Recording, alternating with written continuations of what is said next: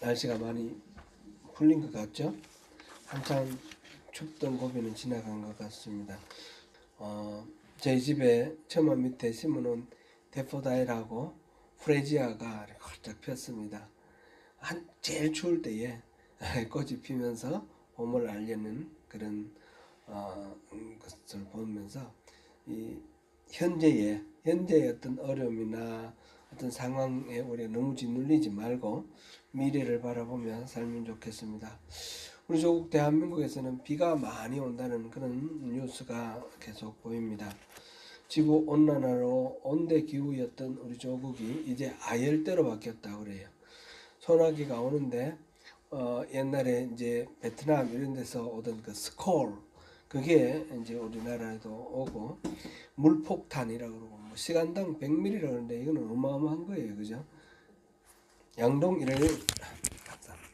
양동이를 막 붓는 거나 마찬가지인데 이 물난리 속에 피해가 적고 또 목숨을 잃으시거나 하는 그런 일들이 없도록 우리가 기도 많이 하면 좋겠습니다. 작년에도 물난리가 많았지만 해마다 더 많은 비가 내리고 있습니다. 여러 가지 나라가 어수선하고 정치적으로도 불안하고 또 경제적으로도 지금 아주 안 좋다 그러고 남북 대치가 또 첨예화되고 있고 여러 가지 어려운 상황인데 우리 조국 생각하면서 또 많은 기도를 부탁드립니다. 예레미야가 아직 궁정시대의 뜰에 있는 감옥에 갇혀 있을 때에 하나님의 말씀이 두 번째로 임하였습니다. 이 두 번째라는 말은 앞에서 보면 첫 번째 하나님 말씀 임하셨을 때 그 상황이 어떤 상황입니까? 사촌 아나돗 고향의 사촌이 하나멜이라는 사촌이 자기 땅을 사달라 그래서 땅을 사주고 그러는 과정 속에서 하나님의 말씀이 이 예레미야에게 임하였다 이런 말이 계속해서 이어져 옵니다. 그러니까 전체적으로 그 일이 시작되면서부터 마무리될 때까지 여러 번 하나님 말씀하신 이 전체를 덩어리로 첫 번째라고 그러고 두 번째 말씀도 마찬가지입니다. 지금 33절에서 하시는 말씀도 지금 1절에서 여호와의 말씀이 그에게 두 번째로 임하니라 이렇게 나왔고 10절에 보면 여호와께서 이와 같이 말씀하시니라 12절에도 그렇고 14절에도 그렇고 19절에도 17절 19절 23절 이 여호와의 말씀이 계속해서 임하시는데 이 전체를 한 덩어리로 두 번째라 그렇게 이야기를 합니다. 오늘 참조로 이렇게 생각하고요. 이렇게 지금 하나님 말씀이 임하시는 이 상황이 어떤 상황입니까? 우리 지난주에도 우리 살펴봤듯이 지금 첫 번째로 임하고 두 번째로 임하니까 같은 상황에서 지금 이 하나님 말씀이 임했다는 뜻인데 바벨론의 느부갓네살이 침략을 해와서 유다 땅의 대부분이 점령당했습니다. 보면 예루살렘이 남아있었고 그 다음에 라기스와 아세가라는 성읍이 남아있었습니다. 나머지는 다 점령당했고 이 세 성에서 포위당한 상태에서 이제 항전을 하고 있는 그런 상황이고요. 이 예레미야는 어떤 상황입니까? 계속해서 바벨론에게 항복하라 그러고 바벨론에게 포로로 끌려갈 것이다 이렇게 예언을 하기 때문에 그런 예언을 하지 말라고 잡아서 궁중시대가 있는 뜰 안에 있는 감옥에 갇혔습니다. 감옥에 갇힌 상태에 놓여 있는 이 예레미야 외부의 적도 있고 이 국내에서도 자기를 인정하고 따르는 사람은 없고 이렇게 모두들 위협하는 그런 가운데서 이런 하나님의 말씀을 듣게 됩니다. 두 번째 이 하나님 말씀이 임하실 때에 맨 먼저 하나님께서 이 말씀을 선포를 하시면서 먼저 자신이 누군지를 말씀하십니다. 2절 우리 같이 읽어보겠습니다. 이 일을 행하시는 여호와, 그것을 만들며 성취하시는 여호와, 그 이름을 여호와라 하는 이가 이와 같이 이르시도다. 아멘. 하나님은 스스로를 일을 행하시는 여호와 이렇게 표현했는데, 일을 행하시는 여호와가 무슨 의미인가? 우리가 이제 한글 번역으로 봤을 때는 분명하지 않습니다. 근데 영어 번역으로는 어떻게 번역을 했는가 보면 This is what the Lord says 하고 He who made the earth, 땅을 만든 사람, 지금 하나님을 소개를 하는데 한글로는 일을 행하시는 여호와라고 번역을 했는데, 영어 번역에 보니까 이거는 땅을 만드신 여호와 이렇게 이제 번역을 했습니다. 그러니까 이 일을 행한다라는 말, 이렇게 번역된 이 말의 단어가 땅을 만든다, 창조한다, 그런 의미입니다. 원래 창세기 1장에 만들고 짓고 하는 이런 창조하시고 이런 단어들이 다 동일한 단어입니다. 그렇게 하나님은 스스로 창조하시는 분, 이 창세기에 창조하고 끝난 게 아니죠. 하나님 창조는 어떻습니까? 계속 이루어지고 있습니다. 지금도 이루어지고 있고 미래에도 이루어지고 있습니다. 하나님이 창조하시는 것을 태초에 한번 창조하시고 그 다음에 하나님 주무시는 것처럼 이렇게 생각할 수도 있어요. 뭐 기계 돌려놓고 뭐 이런 거를 이신론이라고 그럽니다. 다스릴 이자 신.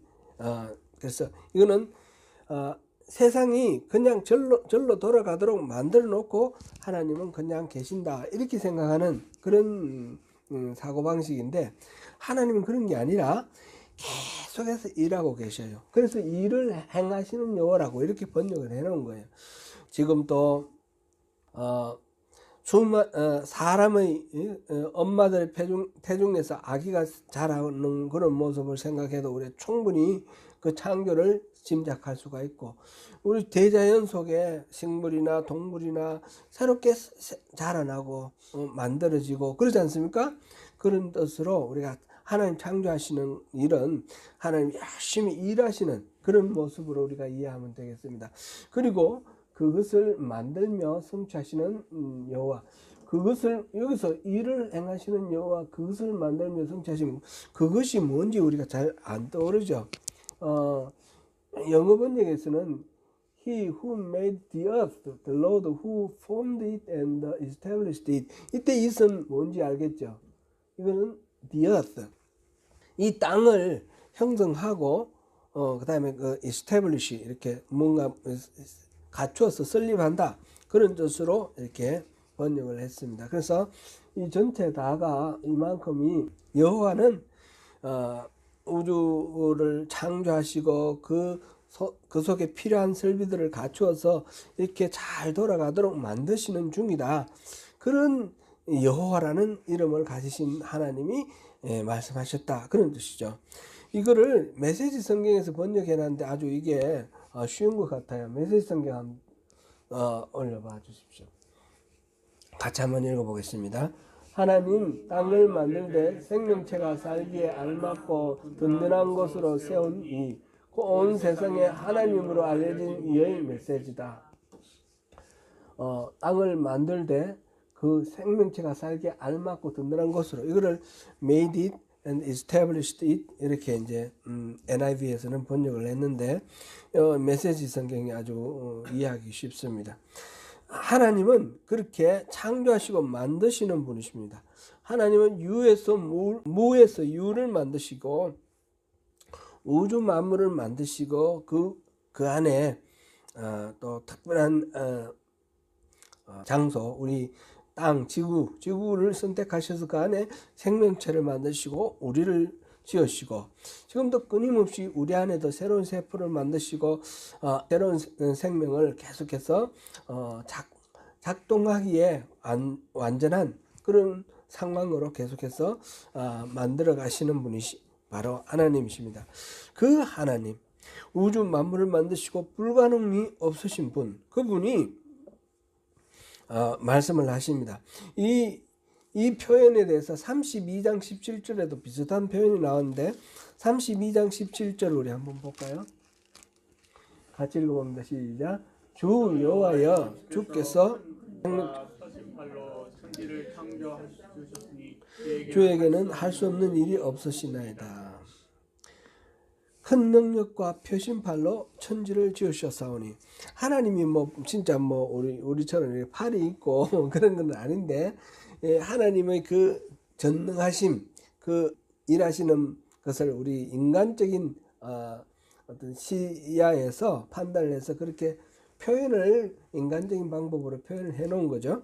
그렇게 하나님께서 천지를 지으셨는데 그 하나님에 대해서 또 말하기를 주는 할 수 없는 것이 없으신 분이다. 그렇게 표현했습니다. 이 말씀은 무슨 말입니까? 모든 것을 다 할 수 있다는 거죠. 할 수 없는 것이 없는 분이시니까. 32장 27절에도 비슷한 표현이 나오는데 스스로 말씀하시기를 내게 할 수 없는 일이 있겠느냐. 이 말씀은 무슨 말씀이에요? 내게 할 수 없는 일은 없다. 이 말씀이겠죠. 그렇습니다. 하나님께는 불가능한 일이 없습니다. 그러므로 문제가 우리에게 만약 어떤 형식이든지 문제가 있다면 하나님께 아뢰면 됩니다. 하나님은 불가능한 일이 없으신 분입니다. 하나님은 해결하지 못하실 그런 문제가 하나님 앞에는 없습니다. 우리 인간들에게 해결책이 없을 때 우리가 어찌해야 할 바를 모를 때 그럴 때에 하나님께 아뢰면 하나님께서는 그것을 풀어주십니다. 그러므로 우리가 그 하나님을 믿고 신뢰를 해야 됩니다. 당장 내가 원하는 대로 이루어지는 것이 문제가 아니라 하나님은 하나님 방법으로 그 모든 문제에 대해서 궁극적인 해결책을 갖고 계십니다. 이거를 우리가 믿어야 되는데 이게 바로 우리 믿음인데 그런 믿음은 어디에서 나옵니까? 억지로 뭐 믿으라 그래서 믿어지는 것도 아닙니다. 이 하나님에 대한 믿음은 하나님이 어떤 분이신지 알게 되고 또 하나님이 어떤 분이신지 경험하면서 하나님이 이런 분이시구나 믿을 수 있는 분이구나 그거를 우리가 체득을 해야 됩니다. 그러므로 이제 하나님에 대한 공부도 해야 되겠고 성경 공부를 비롯해서 공부도 해야 되겠고 뿐만 아니라 삶 속에서 우리가 기도하고 또 이런 걸 통해서 하나님이 아니면 하실 수 없는 일을 우리가 경험할 때 그럴 때 하나님 이런 분이시구나 알게 되는 것이죠. 그래서 하나님의 성품을 알게 되고 하나님이 우리를 위해 베푸신 은혜가 얼마나 놀라운 것인지 그거를 경험하면서 자연스럽게 하나님을 사랑하게 됩니다. 그래서 우리 신앙이라는 것은 다름 아니라 하나님을 알고 하나님을 사랑하는 것 이게 신앙이다. 이게 신앙의 본질이다. 이렇게 우리가 여러 번 우리가 말씀을 나누었습니다. 하나님을 알고 신뢰하는 이 믿음을 갖게 되면 믿음을 갖는다라는 말이 얼마나 좋은 건지 우리가 생각해 봐야 되는데 믿음이 없을 때는 감당할 수 없는 일 어떻게 해야 될지 몰라 망연자실하고 좌절하고 절망에 빠질 수밖에 없는 그런 상황 속에서 우리가 믿음이 있으면 하나님이 다 하신다. 하나님께 해결책이 있다. 이런 믿음이 있으면 하나님께 모든 것들을 맡기고 우리는 그 염려와 걱정과 근심에서 자유하게 되는 것입니다. 이게 믿음의 어마어마한 파워이고 어마어마한 큰 은혜가 되는 것입니다. 그래서 우리는 상황은 바뀌지 않더라도 우리가 하나님을 믿으면 이 똑같은 상황 속에서 믿음을 가진 사람은 평안을 얻고 자유를 누릴 수 있고 믿음을 갖지 못한 사람은 불안해하고 좌절하고 그런 경우를 우리가 많이 봅니다. 그러므로 우리가 믿음을 갖기를 여러분 우리 모두 다가 믿음을 갖기를 바랍니다. 그리고 그 믿음 속에서 결국 우리 하나님이 우리 뭐라고 하셨어요? 나는 여호와라. 일을 행하시는 여호와. 그리고 그것을 짓고 만들고 그것을 성취하시는 여호와 이렇게 지금 말씀을 하셨습니다. 모든 만물을 지으시고 잘 작동하도록 가꾸어 나가시는 분이 우리 여호와 하나님이신데, 그분이 우리에게 지금 그 다음 3절 말씀 하실 것입니다. 우리가 기도하는 대상이 바로 그런 하나님이시라는 것을 우리가 생각하고요. 하나님 말씀이 예레미야에게 임하여 선포하는데 본문 3절 뭐뭐 하라 하시는 말씀인데 우리 같이 읽겠습니다. 너는 내게 부르짖으라. 내가 내게 응답하겠고 내가 알지 못하는 크고 은밀한 일을 내게 보이리라. 아멘. 너희는 내게 부르짖으라. 부르짖으라. 그렇게 말씀하셨습니다. 이 부르짖는다. 이 부르짖는다는, 우리가 말하면 큰 소리를 외치는 게 부르짖는다는 거죠. 우리 한국말로. 그죠? 부르짖으라. 이랬는데 영어 번역에, 이 NIV 번역에는 call to me. 내게 전화하라. 날 불러라. 그런 뜻이죠. 날 소환하라. 불러내라. 그런 의미로 call이라고 지금 번역을 했습니다. 이 부르짖으라는 이 말, 이 단어가 이것도 히브리 말로 이제 하라라는 말인데, 뜻이 세 가지가 크게 나눠서 여러 가지로 번역할 수 있는데 크게 나눠서 세 가지로 번역될 수 있다고 합니다. 첫 번째로는 큰 소리를 외친다. 그 다음에 두 번째로는 어떤 특별한 임무를 위해서 부른다. call to me라는 말은 그 두 번째에 해당되는 해석이고요. 세 번째로는 선포한다, 선언한다. 그런 의미가 있다고 합니다. 그러니까 이 세 가지를 제가 말씀드렸는데, 세 가지 중에 그건 한쪽에만 치우치는 그거를 강조하는 의미로 쓸 수도 있지만, 이 말 하나에 이 세 가지 의미가 다 포함되어 있는 것 아니겠습니까? 그러니까 지금 하나님이 너희는 내게 부르짖으라 할 때는 큰 소리를 외치라는 이 말도 들어있는 거예요.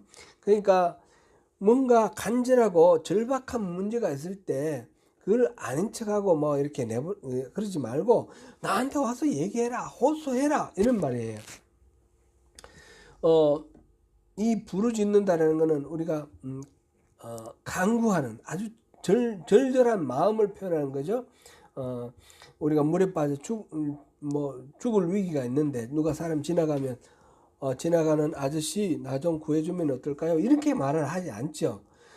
사람 살려 외치지 않습니까? 그런 마음으로 부르짖으라, 그런 뜻이고, 이건 단순히 목소리만 크게 말하는 것이 아니라 지나가는 사람이 관심을 가질 수 있도록 이렇게 부르는 거죠. 부르는 거. 하나님이 자기에게 초점을 맞출 수 있도록 하나님께 이렇게 하나님을 부르라, 그런 얘기고, 그 다음에 선포하라 그랬으니까 하나님은 나의 하나님입니다 고백하면서 하나님이 나의 하나님이시고 내가 하나님의 백성이니까 내 말 들어주세요, 그런 식으로 하나님을 누구신지 고백하고 선포하는 그런 마음으로 그 하나님의 관심을 이렇게 끌으라, 그런 뜻입니다.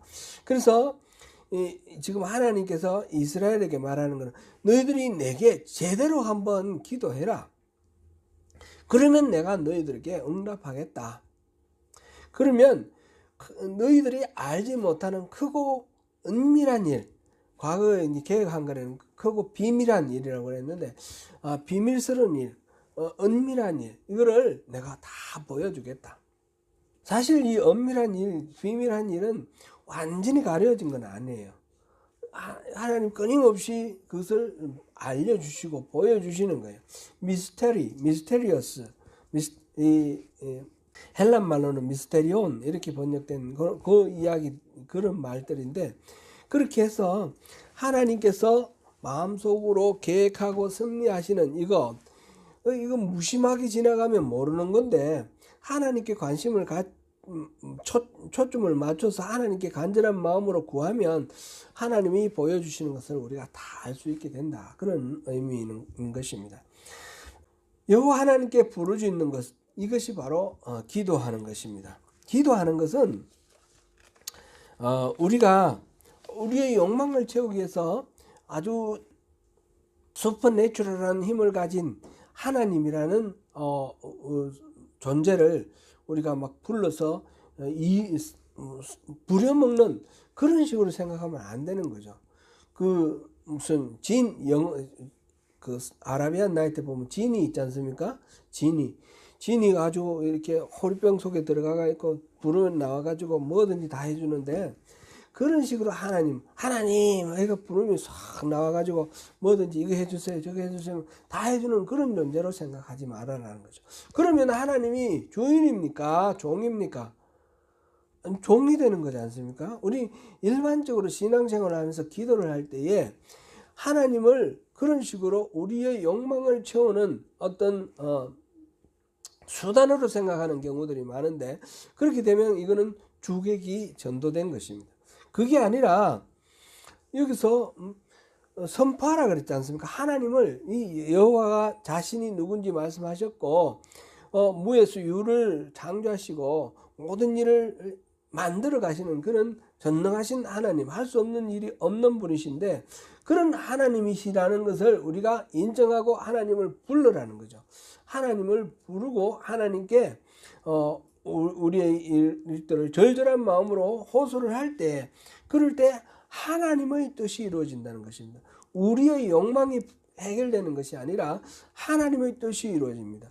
예를 들어서 우리가 절절한 어떤 문제가 있고 하나님의 도우심의 손길이 필요할 때, 우리가 호소를 했을 때 하나님께서 들어보시고, 이게 우리가 생각할 때는 이게 꼭 필요하지만 하나님 보실 때 필요하지 않으면 안 들어주시는 것이 응답인 거죠. 주신다 그러면 우리 욕망이 풀리는 것이고, 하나님이 판단하셔서 가장 좋은 방법으로 우리의 응답해 주시는 그런 것이 기도라는 것입니다. 그 기도는 바로 내가 알지 못하는 크고 은밀한 일을 내게 보이리라. 이 기도를 통해서 우리 당장 문제가 해결되는 것과는 비교할 수 없이 크고 은밀한, 우리에게 비밀스러운 그런 하나님의 섭리와 계획이 우리에게 깨달아지는 거죠. 그러니까 우리 기도를 하면 할수록 하나님을 더 많이 이해하고 하나님의 계획을 더 깊이 우리가 깨달아 알고, 그 하나님의 뜻에 따라 우리 삶을 결단하고 우리가 하나님의 나라 백성답게 살아가는 그런 삶의 변화가 일어나는 것이 기도의 성숙이고 기도의 자람이라는 것이죠. 하나님은 그렇게 우리에게 기도하기를 원하시는 겁니다. 메시지 성경에서 3절을 어떻게 번역하고 있는지 한번 보겠습니다. 나를 불러라, 내가 응답할 것이다. 너 스스로는 결코 깨닫지 못할 경이롭고 놀라운, 하나님께 우리가 부르짖을 때 하나님이 응답하여 하시면서 보여주시겠다고 약속하신 그것은 내가 알지 못하는 크고 은밀한 일, 그리고 너 스스로는 결코 깨닫지 못하는 그런 경이롭고 놀라운 것들, 이런 것들을 보여주겠다 그랬습니다. 근데 그거는 뭐죠? 어떤 것을 말할까요? 당장은 보면 이 기도하라고 말씀하시는 이 하나님의 이 말씀에는 유다가 딱들일 미래에 대한 이야기인 것 같습니다. 유다는 그동안 패역하고 우상을 숭배한 죄로 인하여 하나님의 노여움을 샀으므로 반드시 멸망을 당할 것입니다. 바벨론 왕 느부갓네살의 손에 멸망을 당할 텐데 절대 저항하지 말고 항복하라 하였습니다. 이 하나님의 뜻에 항복을 했으면 시드기야는 그냥 포로로 잡혀서 고이 갔을 것입니다. 하나님 그렇게 할 계획이었으니까. 그런데 시드기야가 계속해서 반항을 하고 저항을 했기 때문에 결과적으로 어떻게 됐습니까?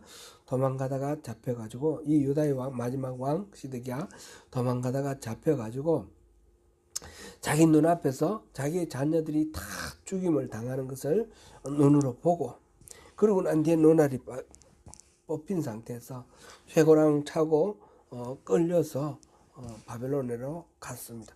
그리고는 그 다음에 시드기야는 어떻게 되는지 기록이 전혀 없습니다. 하나님이 말씀하실 때에 순종, 이렇게 하나 저렇게 하나 잡혀가는데 뭐 똑같지 않습니까? 그런 게 아니라는 것입니다.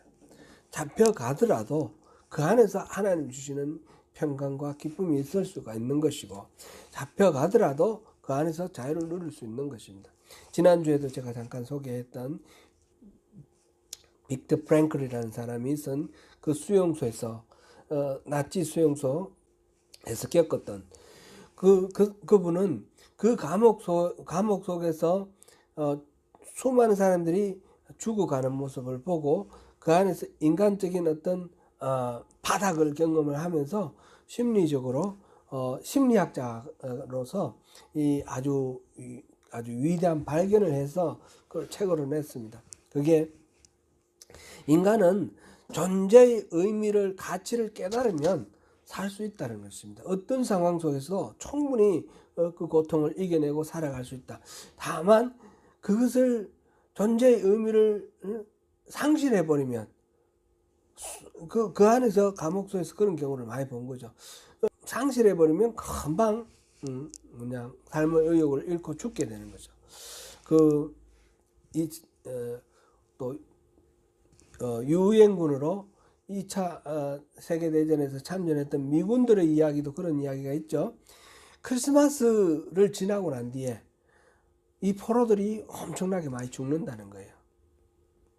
크리스마스 때는 아마 방면될 것이다라는 기대를, 특별 사면이나 이런 포로 교환이나 이런 식으로 크리스마스 전에 크리스마스 때는 틀림없이 가족 품으로 돌아갈 수 있을 거라는 희망을 가지고 크리스마스 때까지는 열심히 사는데 그게 좌절되면 크리스마스 지나고는 죽어버린다는 거예요.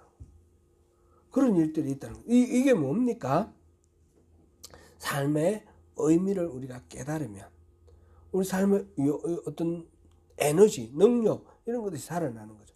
믿음이 있는 사람에게 그런 것이 있습니다.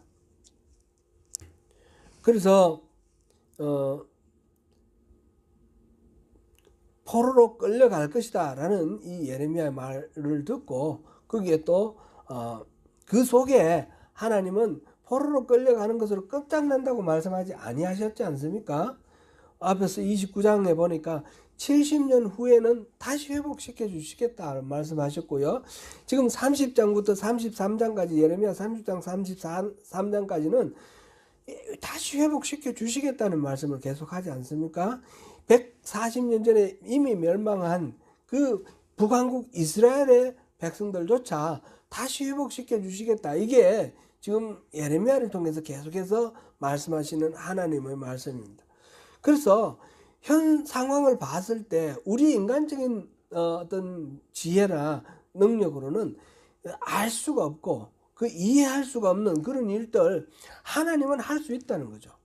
할 수 없는 것이 없으신 분, 전능하신 분이시기 때문에 하나님이 말씀하시는 내가 알지 못하는 그 은밀한 일은 이미 말씀하신 이 사실들을 일단 포함할 것입니다.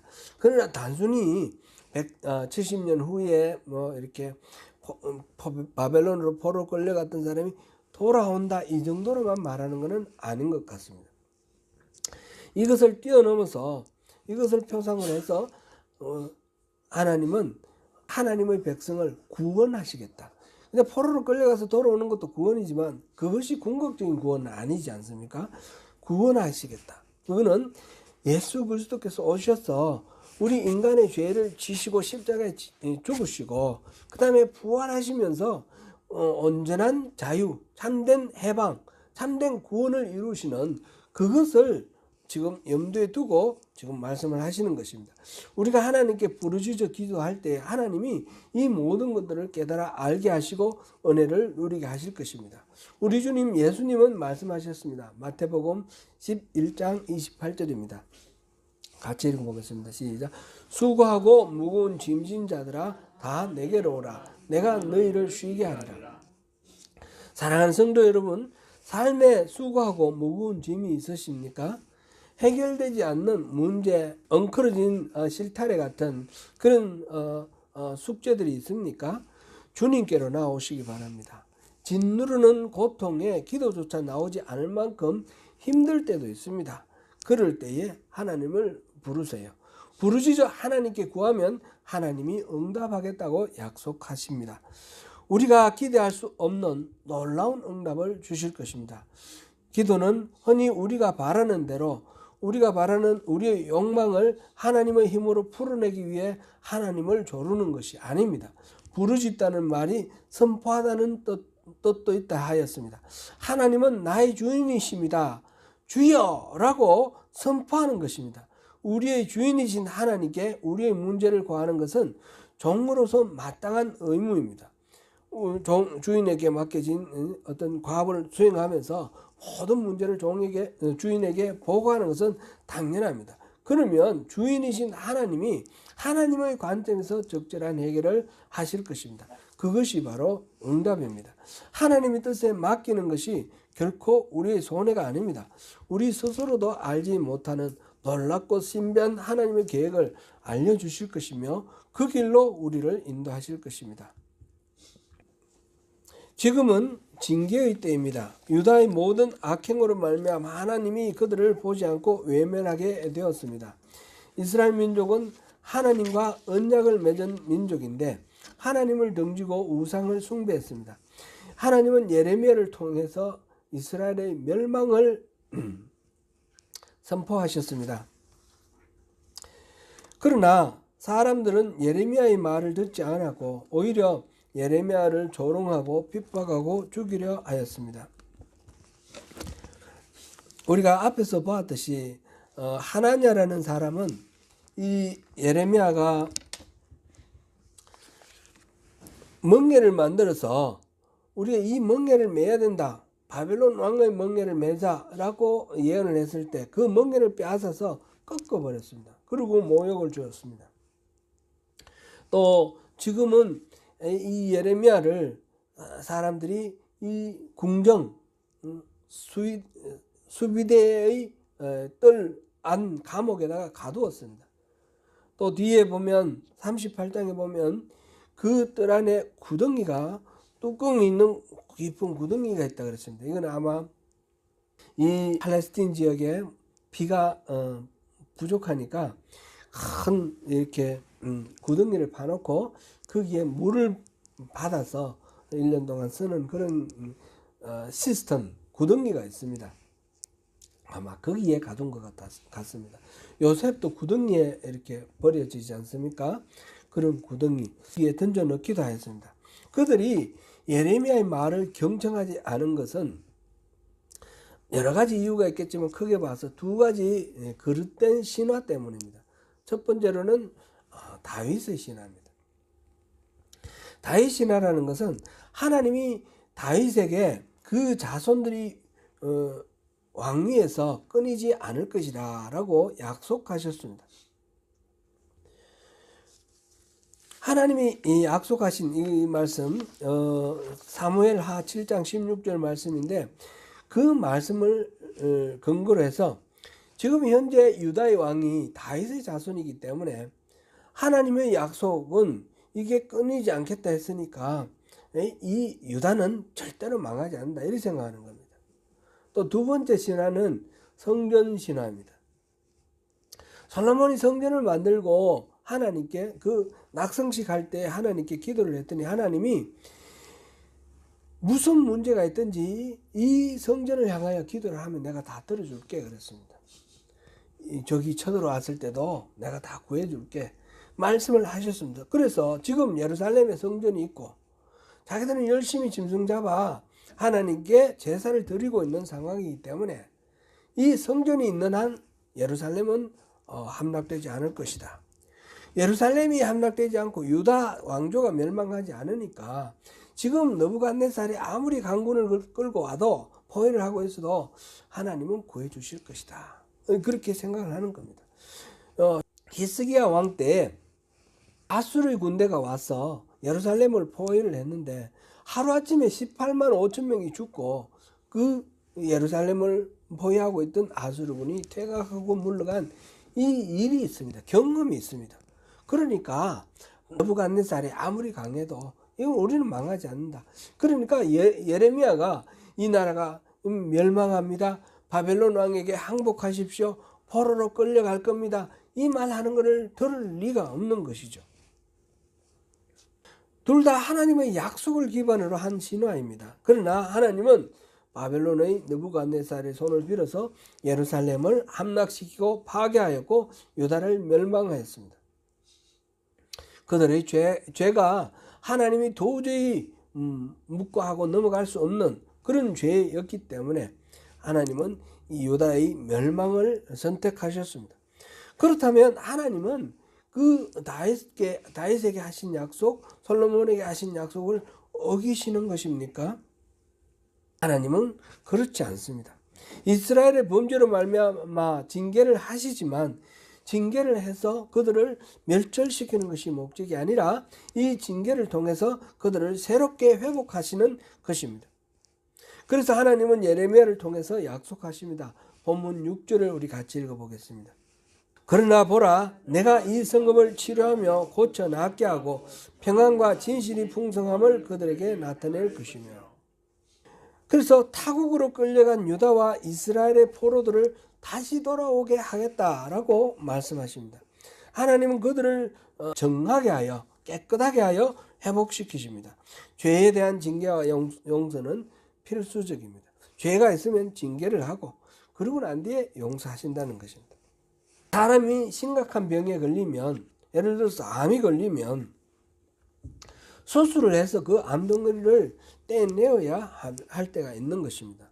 수술로 치료를 해야 되는데 그 칼을 대고 마취를 하고 이런 것이 위험하기 때문에 연고를 바른다든지 안 그러면 페인킬러, 진통제를 먹이고 그냥 넘어가면 어떻게 됩니까?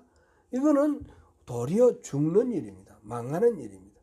비록 통증이 있고 위험이 있다 할지라도 몸에 칼을 대어서 그 환부를 잘라내야 되는 것입니다. 지금 하나님께서 느부갓네살을 통해서, 바벨론의 느부갓네살을 통해서 이스라엘을 수술하는 것입니다. 살리기 위해서. 죄에 대해서 그렇게 단호하게, 그거는 타협할 수 없는 것이니까 하나님께서 살리시기 위해서 그렇게 하십니다. 그러면서 언약을 새롭게 갱신하십니다. 17절 18절 우리 같이 읽어봅니다. 여호와께서 이와 같이 말씀하시니라. 이스라엘 집의 왕위에 앉을 사람이 다윗에게 영원히 끊어지지 아니할 것이며 내 앞에서 번제를 드리며 소제를 사르며 다른 제사를 항상 드릴 레위 사람 제사장들도 끊어지지 아니하리라 하시니라. 지금 이 유다가 멸망하고 그 다음에 포로로 끌려가고 그래서 이 유다 땅 예루살렘은 황무지가 될 것인데 그것으로 끝내는 것이 아니라 다시 회복시키시고 이 다윗의 자손에게 왕위가 끊어지지 않게 하시고 그리고 이 제사들은 계속 이어지게 할 것이다. 이 말씀은 우선 다윗에게 하셨던, 아까는 신화라 그랬는데 신화는 언약을 바탕으로 했지만 자기들 마음대로 믿는 거예요. 그런데 이제 그 다윗의 언약을 새롭게 회복해 주신다는 말씀을 17절에 하셨고 18절에서는 이 제사장을 끊이지 않겠다 이 말씀은 민수기 25장 12절 13절에 보면 그 비느하스에게 우상을 숭배하는 그 사람에 대해서 의분을 참지 않고 가서 그 사람들을 이렇게 찔러 죽이는 그 제사장 비느하스에게 하나님께서 약속을 하셨습니다. 이 대를 끊지 않을 것이다. 이 제사장의 대를 끊지 않겠다 하셨던 그 비느하스의 언약을 새롭게 확인하시는 것입니다. 그리고 19절, 20절, 21절, 22절까지 계속해서 읽어보시면 이 부분은 우리가 지금 보지 않겠습니다. 그러면 하나님이 이 창조 세계를 계속해서 보존하겠다고 하셨던 노아에게 다시는 물로 심판하지 않겠다 하셨던 그 언약, 창세기 8장 21절에서 9장 17절에 이르는 그 창조세계 보존의 언약, 그리고 자손을 하늘의 별과 같이 바닷가의 모래와 같이 번성하게 하겠다라고 약속하셨던 아브라함과 하신 언약, 아브라함의 언약, 창세기 15장 5절, 22장 17절. 이 약속들이 다 담겨 있는 것입니다. 이 약속들은 다 다른 것이 아니라 하나님의 백성들을 그렇게 지켜주시고 번성하게 하시고 든든하게 하겠다는 말씀입니다. 그런데 이 약속은 역사적으로 봤을 때 유다의 그 왕이 끊어지고 난 뒤에 다시 포로로 갔다 끌려오고 난 뒤에 다윗 왕의 후손이 왕으로 되고 이러지는 않았습니다. 그리고 그 성전의 제사는 계속해서 이어진 것은 아닙니다. 이거는 어떻게 됩니까? 이 약속은 앞서 말씀드렸듯이 당장 눈앞에 다가오는 역사적 어떤 미래에 대한 그런 약속의 말씀이라기보다 궁극적인 그런 약속의 성취입니다. 예수 그리스도께서 십자가를 지시고 죽으심으로 인해서 그리고 부활하심으로 인해서 예수 그리스도께서 이 땅을 다스리시는 다윗의 자손 예수가 이 땅을 다스리는 왕으로 영원히 이 땅을 다스리게 되었고 다윗의 자손이시면서 이 예수 그리스도는 하늘 보좌 우편에서 대제사장으로서 멜기세덱보다 더 위대한 제사장으로 우리의 문제를 하나님께 아뢰고 우리를 위해서 말할 수 없는 탄식으로 간구하면서 우리의 죄를 풀어주시는 용서하시는 그런 제사장의 역할을 하시겠다라는 것이 히브리서에 우리가 볼 수 있습니다. 바로 그 왕이시고 대제사장이신 분은 바로 예수님이십니다. 이제 이스라엘은 그래서 하나님의 자랑거리가 될 것입니다. 본문 9절을 함께 보시겠습니다. 이 성읍이 세계 열방 앞에서 나의 기쁜 이름이 될 것이며 찬송과 영광이 될 것이요 그들은 내가 이 백성에게 베푼 모든 복을 들을 것이요 내가 이 성읍에 베푼 모든 복과 모든 평안으로 말미암아 두려워하며 떨리라. 아멘. 이 이스라엘은 이제 새로운 이스라엘입니다. 예수 그리스도의 부활 이후에 그 예수님을 주님으로 믿고 따르는 주님의 자녀 그리스도인들이 새로운 예루살렘입니다. 새로운 하나님의 성전입니다. 하나님이 그들에게 이 영광스러운 모든 기쁜 이름, 하나님이 기뻐하시는 그런 기쁜 이름이 될 것이고 찬송과 영광이 될 것입니다. 우리가 바로 그 예루살렘입니다. 그 이스라엘입니다. 하나님이 이들에게 베푸신 그 은혜는 다른 사람들에게는 두렵습니다. 너무너무 영광이 놀랍고 또 풍성하고